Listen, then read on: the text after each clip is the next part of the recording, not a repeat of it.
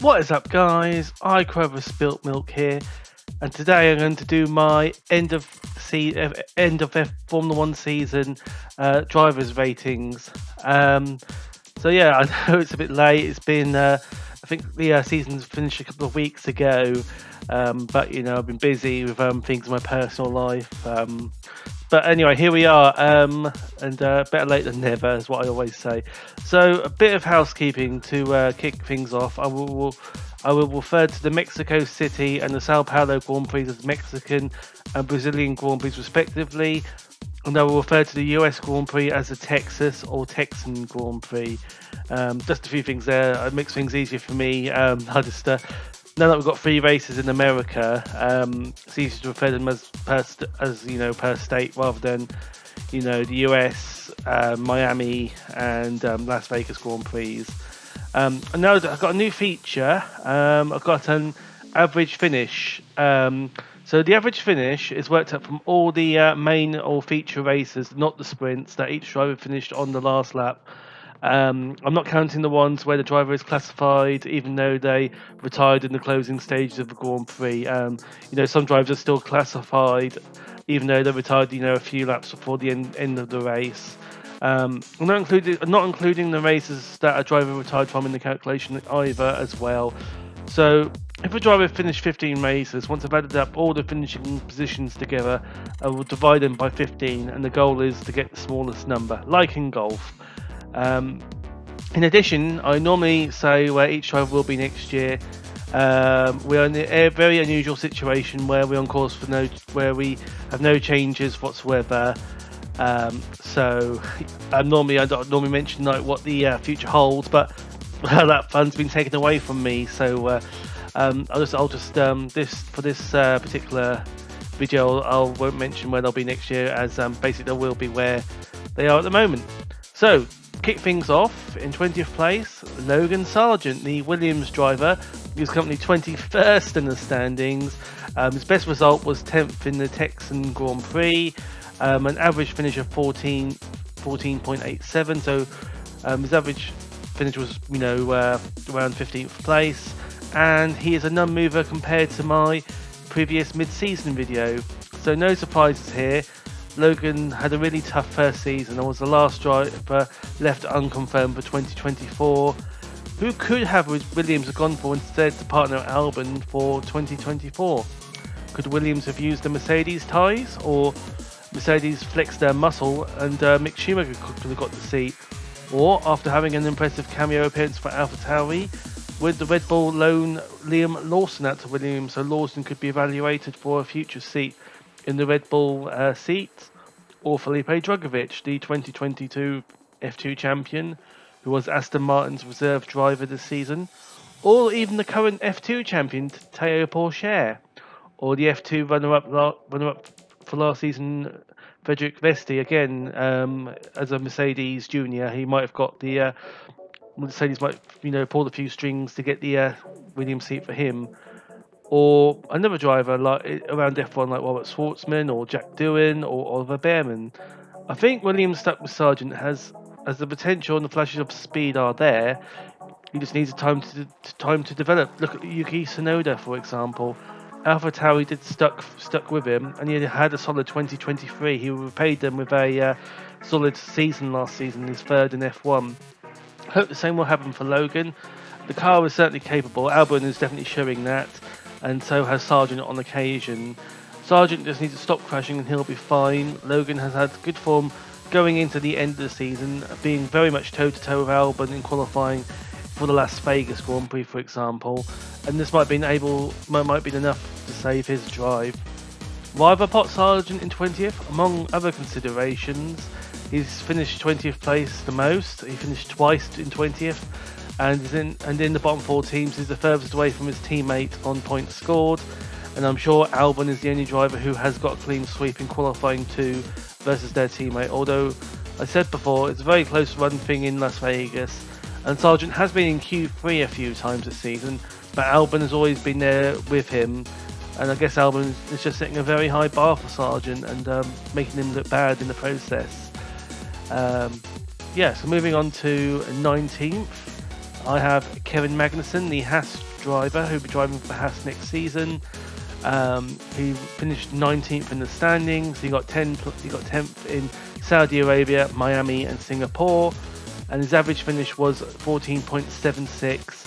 And he's a non-mover as well compared to my mid-season video. So as you can see, Kevin Magnussen only just slightly getting a better average compared to Logan Sargent. But of course, Kevin Magnussen, he hasn't been completely outclassed like Logan was compared to his teammate. Much like Sergio Perez, Magnussen got off to a good start of the season, scoring twice in the first 5 rounds, which in my opinion, that's a very good result for a team like Haas. And then he fell away towards the end of the season, culminating in finishing 20th in the last Grand Prix. The Abu Dhabi Grand Prix being the only third race in 2023 where every car finished the race. Sargent finished last in 2 of the 3 races where every car finished, and Magnussen finished last in the other race. As I said all last season and this season, I think Magnussen needs a season out and then come back again. He always scores well in his first race after not competing in F1 for the preceding. If he didn't compete in Formula 1 in the preceding season at all. Teammate Hulkenberg has beaten Magnussen 15-7 in qualifying. Approximately, Hulkenberg is quicker than Magnussen 2/3 of the time. Also, Hulkenberg's average finishing position is 13.55, so Hulkenberg finished 1 position ahead of Magnussen on average. Haas also finished 10th in the Constructors this season as well.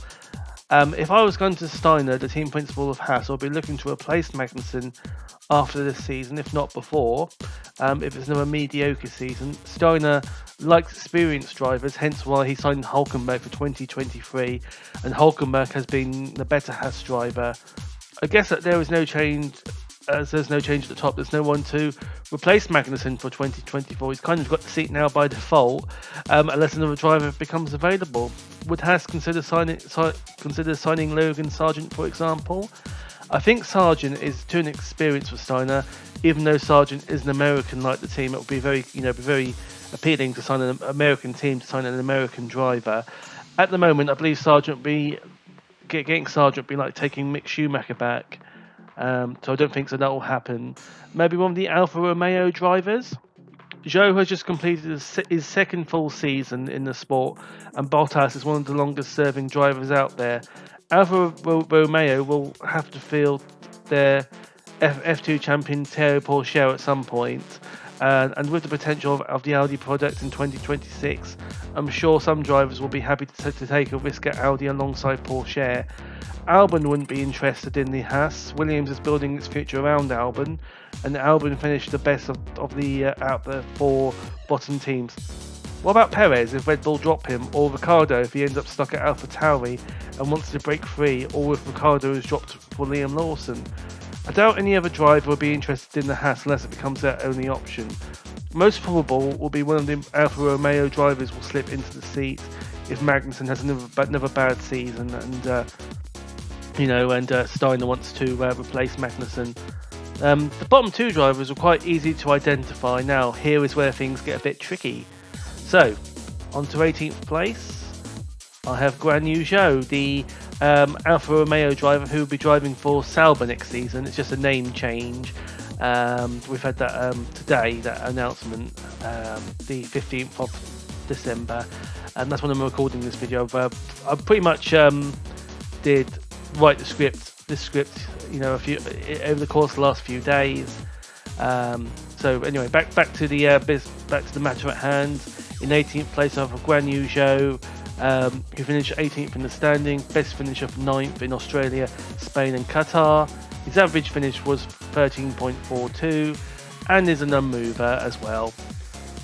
Meh is just the word I just would use to describe Zhou's season. Nothing really memorable or special apart from grabbing the fastest lap in Bahrain and qualifying well in Hungary before throwing it all away at the start.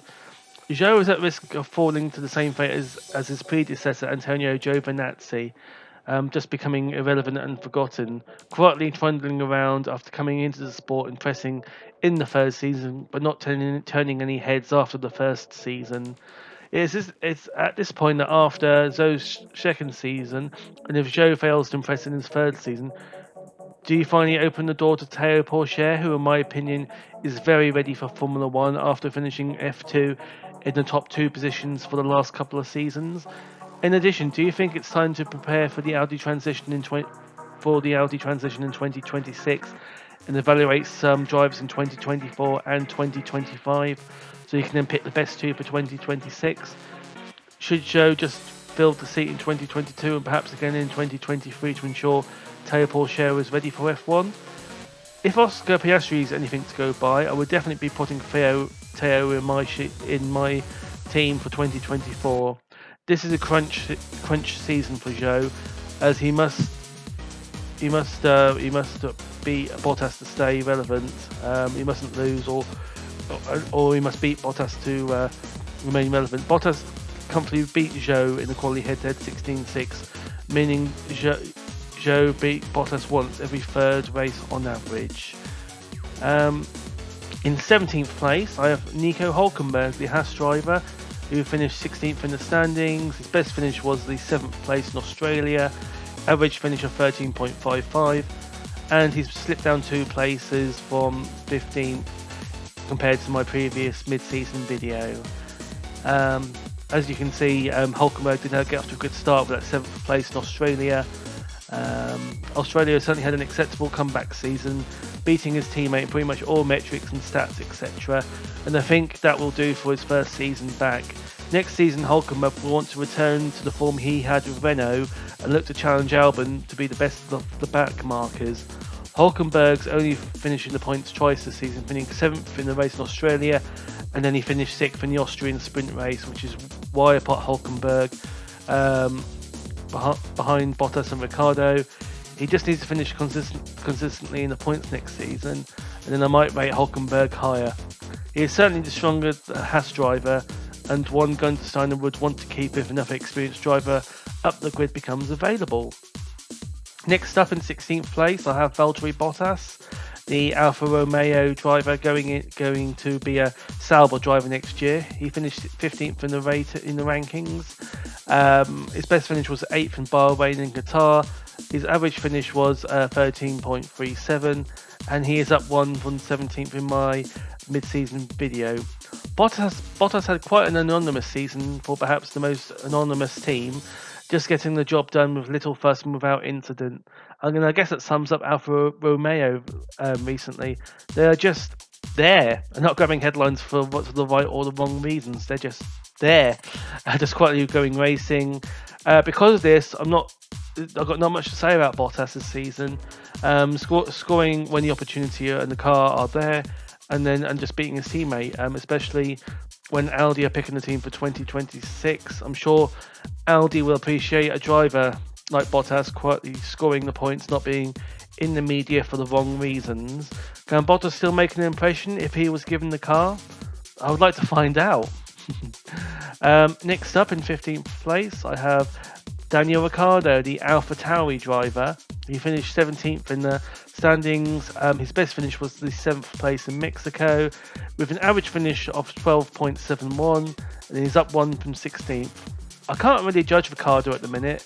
He only completed a third of the races this season, and I can only go by what I saw this season. The highlight, of course, was the 7th place at Mexico. However, teammate Tsunoda finished 8th twice. Ricciardo scored 6 points over the season, and if you multiply that by 3, he would be 1 point ahead of Tsunoda. However, it would be naive to think this way, as every circuit is different, and Ricciardo may have scored more or less than this estimate. The main question is, though, is this vintage Red Bull Ricciardo we've got, or the husked, shadowed Ricciardo that was at McLaren? I don't think we quite got the answer in 2023, but we should get a fair measure in 2024 with a full season. I think Red Bull have done the right thing to put the 2 main contenders for the Red Bull seat in the AlphaTauri for 2024 for a shootout, and then decide from there with comparative data from both drivers in the same car on the same track. You can then make average. You can then get the result from there. Again, it's hard to gauge Ricciardo with the AlphaTauri being sometimes the slowest car. Even Verstappen might not be able to get A points finishing if the car is this bad. I definitely think Ricciardo is better than the other 5 drivers I've put him ahead of in my rankings, but the jury is still out to see if he can rise even higher next season. Next up, I have in 14th place Lance Stroll, the Aston Martin driver who finished 10th in the standings. His best finish was 4th in Australia, an average finish of 8.88, so pretty much 9th place, and he's down 2 from 12th compared to my mid-season video. Lance, here we go. I saw a video by another YouTuber, I think his name was Tomo F1, who he basically did an experiment to see and looked where Aston Martin would be if they had two Alonsos. What Tomo did was he put a second Alonso finishing directly behind the real Alonso. So if Alonso finished third, the second Alonso would finish fourth. If the first Alonso finished fourth, the second one would be given fifth, and so on. Aston Martin would certainly be in the battle for second in the constructors and not languishing in the fifth. If I double Alonso's points haul, Aston Martin would finish second in the constructors, 3 points clear of Mercedes and 6 clear of Ferrari. Aston Martin would certainly be at least fourth and still be in the same postcode as Mercedes and Ferrari if they had two Alonsos. From this analysis, it is clear that Lance is holding the team back from their true potential. Also, Lance made the headlines for all the wrong reasons around the Singapore and Japanese Grand Prix, swerving in interviews, throwing a steering wheel, and shoving Aston Martin staff. I'm sure any other driver for any one of these things, just for one of these things, would be sacked from their team for these acts, or at least be on a final warning or something like that. But Lance did get some good results at the end of the season too. Daddy must have had a word with him. I do understand Lance's frustration when things don't go your way, but you don't act like he did. I see Aston Martin are looking into other racing series, so this might be Lance's last season or two in F1. Put simply, if Aston Martin want to challenge for titles, they need someone who will be like Alonso, especially when the title-winning Honda engine will be theirs in 2026. Otherwise, they will squander the potential of the F1 project.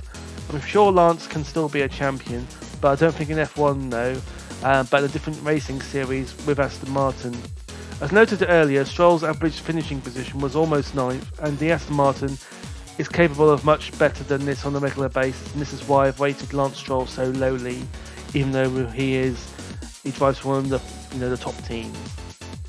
Next up in 13th place, I have Yuki Tsunoda, the AlphaTauri driver, who finished 14th in the standings. His best finish was 8th in Texas and Abu Dhabi, and he is up 1 from 14th place in my mid-season video. Tsunoda really has come of age this season, to the detriment of Nick De Vries, who was dropped after Tsunoda was always around the points. Comparing the average finishing position to Ricciardo, there is not much to choose between Tsunoda and Ricciardo, and I think the AlphaTauri battle in 2024 will be watched closely, especially if there's a Red Bull seat maybe in the upper ring and on the line, and with hotshot Liam Lawson also waiting in the rings, who has certainly made an excellent case to say he deserves a seat in Formula 1.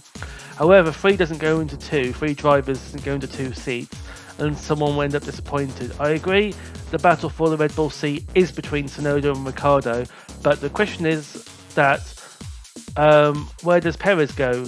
Does he go back to AlphaTauri, or will Lawson replace the driver who gets the Red Bull drive?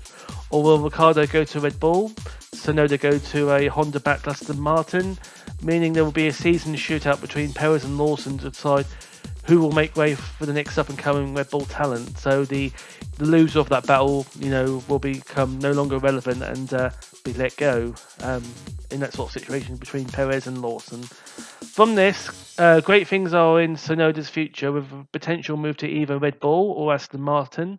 He just needs to build on this season and beat Ricciardo, and he'll put himself in a great position. I think the goal for both AlphaTauri drivers is to not be too soundly beaten by their teammate, which moves me nicely on to the next driver. And the next driver in 12th place is Esteban Ocon. His best finish was the third, but that amazing third place in Monaco.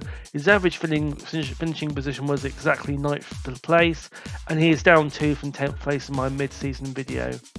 The battle between the Alpine drivers was highly anticipated to be marginal, and it sure did not disappoint and live up to expectations, with only 4 points of difference between the two in Gasly's favour. However, this isn't the full story, as Ocon had no loss and 6 retirements, and I think that's the highest number of all the drivers this season. So Ocon might have got a few more points if he finished more races. His average finishing position is marginally ahead of Gasly's. However, the quali head-to-head was 13-8 in Gasly's favour. Again, this is still quite close on F1 terms, and it's the second closest quali battle in 2023, with the Mercedes duo scoring all at 11 all, and is just ahead of the Haas, McLaren, and Ferrari, who all ended 15-7 in their qualifying battles. As such, in 11th place, I have Pierre Gasly. His best finish was third in the Netherlands. His average finish was 9.68, and he's moved up 2 from 13th, and was my joint highest climber. Gasly just edged it this time in terms of points and in qualifying results this time, so I would say it's 1-0 to Gasly in my opinion. 2023, I'd say it's a win for Gasly compared, in the Gasly-Ocon battle. However, I'm sure Ocon will be wanting to set the record straight, especially after a close battle with previous teammate Alonso. The Alpine is pretty much in its own bubble, or in its own group, not quite in the top 5 battle, or in the battle between the 4 backmarker teams. They're just 6th, which is a come down from 2022, where they were battling the McLarens for 4th. It looks like Aston and McLaren stole a march on Alpine in 2023, and I'm sure Alpine will be wanting to get out of no man's land and look to join the battle in the top 5 instead of looking into their mirrors for the backmarker teams. Certainly improved reliability will help Alpine move forward. Certainly both Alpine should be participating in Q3 next season. So we move on to the top 10 now, and starting to award some points. Who's going to be in 10th place? I've got Alexander Albon in 10th, scoring 1 point in my, from me. His best finish of the season was the seventh place at Canada and Italy. They are both power tracks where Williams can unlock their straight line speed. Albon's average finish position was 11.11 recurring, and he's moved up one from 11th compared to my previous video. I guess I'm saying exactly the same as I have about Albon since he joined Williams, that I'm pretty much just repeating myself. I know you've all been wondering how high will I put Albon. I put him ahead of the Alpine drivers, as the Alpines both did finish where I expected them to do so. Albon has just set himself apart and far and away the best driver in the 4 backmarker group.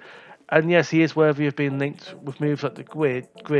But as I said before, he is best to stay with Williams and have the team built around him with Dalton investment and under the leadership of James Vowles. I can see the Williams going places and is the most likely team to move out the bottom 4.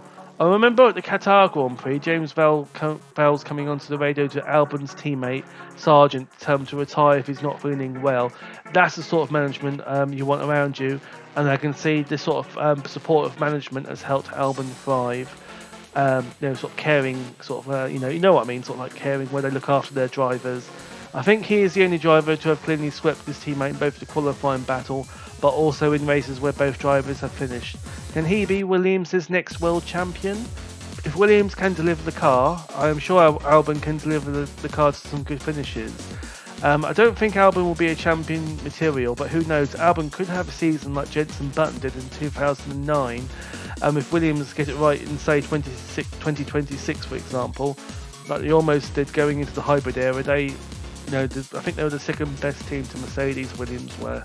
So I think they just need to be like that and carry on.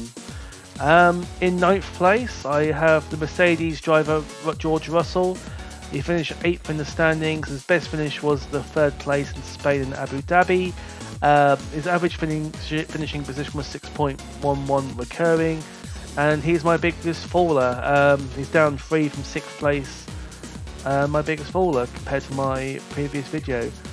Now, George Russell hasn't been particularly bad this season, certainly in all terms of qualifying, scoring at 11 apiece with his teammate, but he is known as Mr. Saturday, and the performance on Sunday just hasn't been there this season, with a best finish of 3rd all season. All the other drivers in the top 5 teams, even Piastri, managed to finish 2nd in at least one feature race, apart from Stroll, of course. I just can't put my finger on it. I guess Hamilton has just got more out of his car, and Russell has helped guide Mercedes to second in the constructors. I don't think Russell is under threat to lose his seat at all, as I don't think he has been that bad at all, except he did have a few accidents. The ones in Canada and Singapore spring to mind. If he kept it on the track and out of the wall in those races, Russell would have been well in the mix for fourth in the Drivers' Championship over Alonso, Leclerc, Norris and Sainz. I do feel sorry for Russell in Australia with his power unit failure. He was on course to get a podium in that race, with Hamilton. I guess at the sharp end, if you throw away a few points finishes, it can make all the difference come the end of the season. And this is why Russell's firmly in 8th in the standings and not in the mix for 4th. Russell needs to be more like Hamilton in the races and visit the rostrum more. In 8th place, I have the McLaren driver, Oscar Piastri, who finished 9th in the standings. His best result was second in Qatar, and he also won the Qatar sprint race. His average finish this season was 9.63, and he's up one from 9th compared to my mid-season video. Whoa, what an impressive debut season Piastri has had. He has had the best results. His best results speak for themselves, and it does make you think where McLaren would be if they had the competitive car they had in Great Britain at the start of the season. Absolutely made the right decision, McLaren have to drop Ricciardo for Piastri. It seems almost inspired now and worth every penny to buy Ricciardo out. And I'm sure Piastri will be glad to get in the McLaren seat and stay at Alpine and just be trundling around anonymously for the small points finishes. So a great decision for both McLaren and Piastri. I always thought Norris was outperforming the car, but I think the car was always good and Ricciardo was just holding the team back. Piastri has shown he is certainly in the same league as Norris and will be wanting to beat Norris outright this season, certainly in 2023 where Norris is. Piastri isn't far behind. Why have I popped Piastri ahead of Russell? I expect Russell to finish in the Drivers' Championship closer to Hamilton, and Piastri managed to finish second in the race like every other driver in the top 5 teams except Stroll, and had that impressive sprint win completely on merit at Qatar. Piastri is far and away the rookie of the season.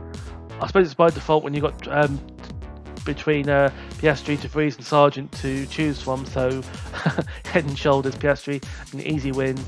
Well, a win is a win, I say, so no matter how easy it is, you've got to take it. In 7th place, I have Sergio Perez, who finished second in the championship. His best finish was the wins at Saudi Arabia and Azerbaijan, with an average finish of 4.5, and he is up one from 8th compared to my mid-season video. Going into the Monaco race weekend, I was thinking the 2023 season will be a long and exciting battle between the Red Bull drivers for the championship. And then Monaco happened, and for a number of races afterwards, Perez was left for dead by Verstappen.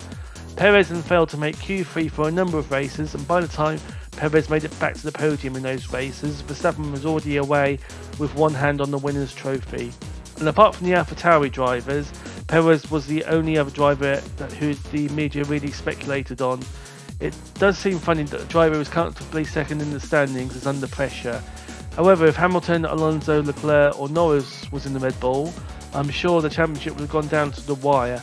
Perez needs to keep up what he did until Monaco all through the season next season to keep his drive next season.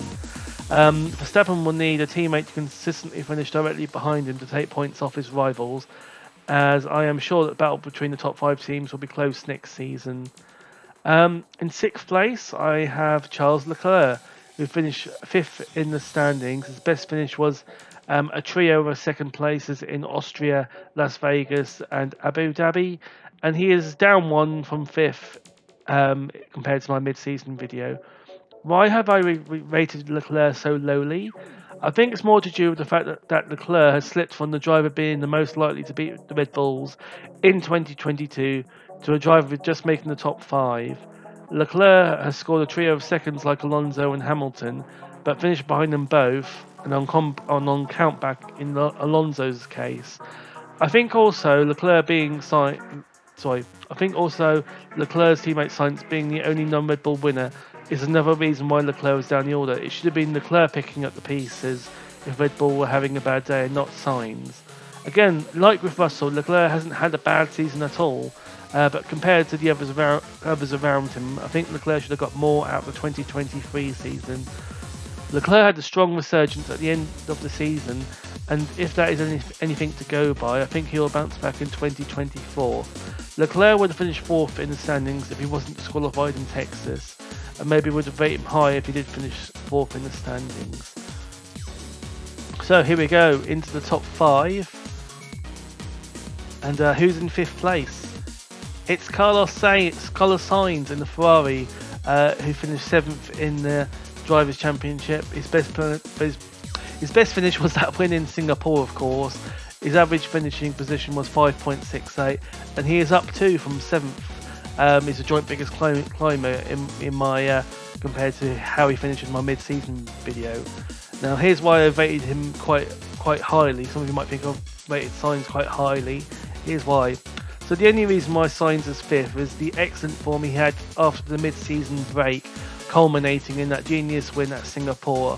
Sainz used intelligence to help Norris in second, who is no threat to Sainz stay in second, by giving Norris DRS. The drivers behind the second place driver could not overtake, and then surely overtake Sainz. So what I'm trying to say is, if by giving Norris DRS, the other drivers couldn't overtake Norris, but the drivers behind Norris were quicker than both Sainz and Norris. So if they overtook Norris, they would have overtook Sainz as well. It worked so well, it frustrated Russell into an accident, and it's moments like that you remember. If Sainz didn't have the form after the mid-season break, I think he would have been battling Russell for 7th instead of being in the mix for 4th in the championship. Going into the season break, there wasn't much to choose between Russell and Sainz. Both drivers clearly the second best drivers for their team, but Sainz actually finished only 6 points shy of his teammate compared to the 59 points between Russell and Hamilton. Should Sainz be looking for a drive elsewhere? Let's not forget Sainz actually beat Leclerc in the first championship in the first season they had together, with both Sainz and Leclerc finishing the season strongly. I'm sure both drivers will have a good 2024. I think there's more chance of Sainz beating Leclerc than Russell beating Hamilton.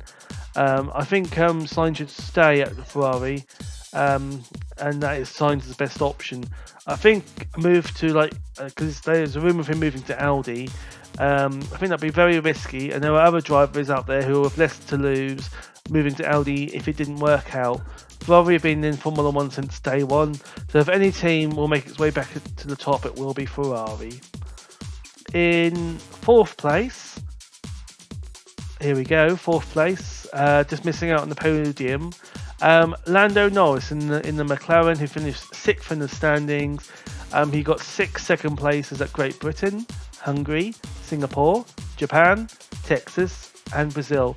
His average finish across the season was 7.42, and he is a non-mover compared to my mid-season video. Another stellar season for Norris.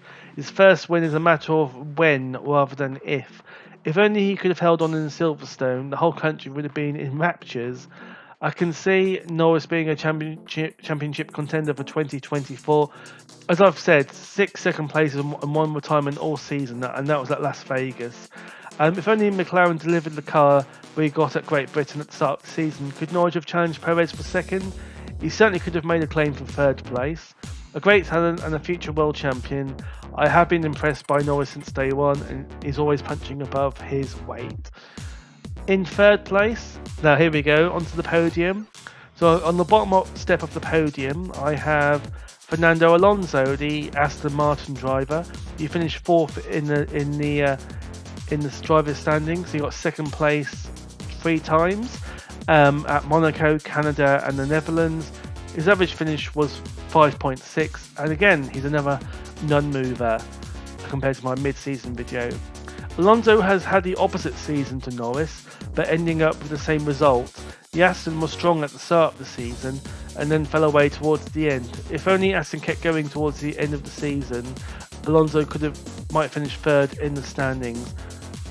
Even if he had the Aston at the start of the season and then switched to McLaren at the British Grand Prix, I think he might have just troubled Perez for 2nd. No driver could really trouble Verstappen. I put Alonso ahead of Norris as Alonso had the better average result. Still, Alonso has had a good average finish result finishing on average between 5th and 6th all season. But I would hope Aston sort the car going into 2024, as it could just be Ferrari, McLaren and Mercedes challenging Red Bull next season. And it's been a great mini renaissance for Alonso in 2023. So, here we go into the top two, but it's a bit of an anticlimax, I think. I think you already know who's, by process of elimination, who number one will be. So let's do it. Number two, Lewis Hamilton, the Mercedes driver who finished third in the standings. Best to finish off second, the trio of seconds in Australia, Spain and Mexico. His average finish was 4.9 and is also an unmover compared to our mid-season video. It turns out Hamilton was Red Bull's closest rival at the season's end, and I can't understand why. Leclerc had a very slightly better finishing position average, and I remember Hamilton struggling with the car towards the end of the season, particularly in Brazil. I suppose Leclerc was only classified in 17 of the 22 races, while Hamilton was classified 20 times out of 22 times. Hamilton only retired in Qatar and was disqualified in Texas, and if Leclerc finished more races, he might have been closer to Hamilton. Even if Hamilton was classified in all races, I don't think he would have been enough to prize second away from Perez. The difference between Hamilton and teammate Russell is that Hamilton got more out of the car on race day. It was 11 all in qualifying, but Hamilton finished third in the standings, while Russell languished in 8th. If Russell didn't crash in Canada and Singapore, or had the issue in Australia, I'm sure Russell would have finished a clear 4th. It just shows how costly the crashes are for Russell come the final standings. Hamilton, Alonso and Leclerc all got 3 second places each, and Norris got 6 seconds. It just goes to show how crucial it is to have a good car and be consistent all season, like Mercedes was, and like the Red Bull was as well. I think Hamilton will be happy to finish best of the rest. The Red Bull was just simply on another level this season. And in first place, Max Verstappen, the Red Bull driver, who finished first in the rankings. He won 19 out of the 22 races. I won't list them all, I'll be here all day. His average finishing position was 1.27 and is also a non-mover compared to my mid-season video. We are witnessing a moment of F1 history here, a crushingly dominant season from Verstappen, breaking the consecutive wins record and looking to break it again with 7 wins on the bounce at the moment at the end of this season, starting in Japan. He just needs to win the first 4 races in 2024 to beat his own record. That stat of winning all but 3 races in 2023 is some stat, with Verstappen finishing second to his teammate only twice, and the only blemish was the 5th place in Singapore to an otherwise clean sweep of the season. What more do I need to say? Surely Verstappen is odds-on favourite to be a quadruple champion come the end of 2024. Well, that's my grid lineup for 2023. What will be yours? Put your list in the comments, and thank you for watching.